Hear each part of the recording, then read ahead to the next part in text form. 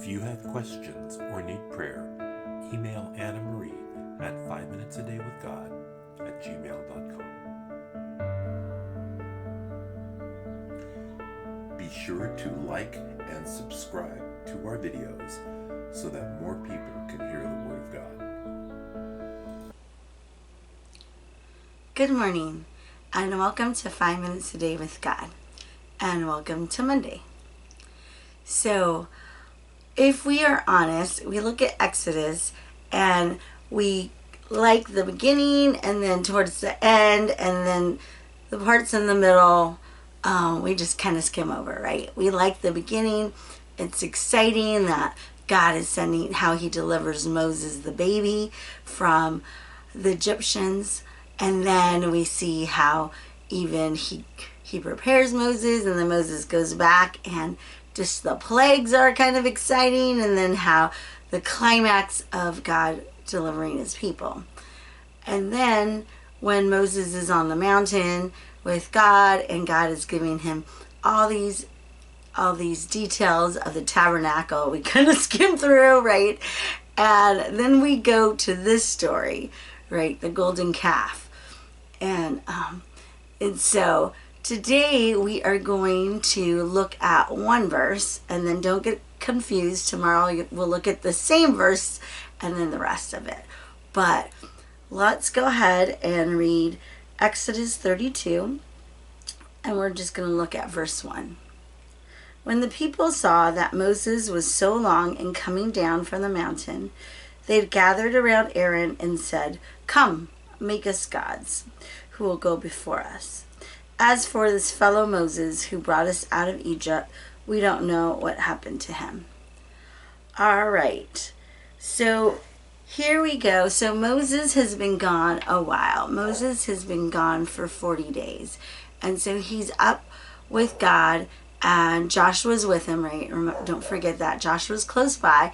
And so so these two key leaders are gone. And so God and Moses are having this great fellowship time, and God's giving him specific instructions on how to build the tabernacle. And then the people are getting restless, right? The people didn't think that Moses would be gone this long. So this delay was longer than they had thought would happen. So at this point, maybe they're thinking Moses is dead. They don't know what happened to him. And because of that, they couldn't understand the reason for the delay. So they allowed it to stumble them. Did you get that? They didn't see the reason. They don't understand. They weren't there. They didn't know that God is giving Moses all these specific instructions for the tabernacle as a way that they'll have a place to worship and sense God's presence. And so because of that, they didn't see the reason, they didn't understand it, so they go to their own conclusion. And so this is what I want us to talk about this morning. This is why we're just focusing on this one verse, because I want us to talk about how we handle God's delay is a great measure of our spiritual maturity. Did you get that? How we handle God's delay is a great measure of our spiritual maturity. You're praying for something, and it's been a while.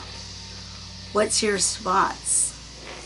Is your response, well, I can trust God, and I know there's a purpose and a plan for his delay in answering this request? Or I know a lot of new Christians who have said to me, yeah, God is taking too long, so he must not be real, right? So I'm not going to follow him anymore. And that shows the spiritual maturity. And so for them, because God didn't answer them in their timing, then he must not be real. And I also think about this. What do we do during this time of delays? Do we take matters in our own hand, right?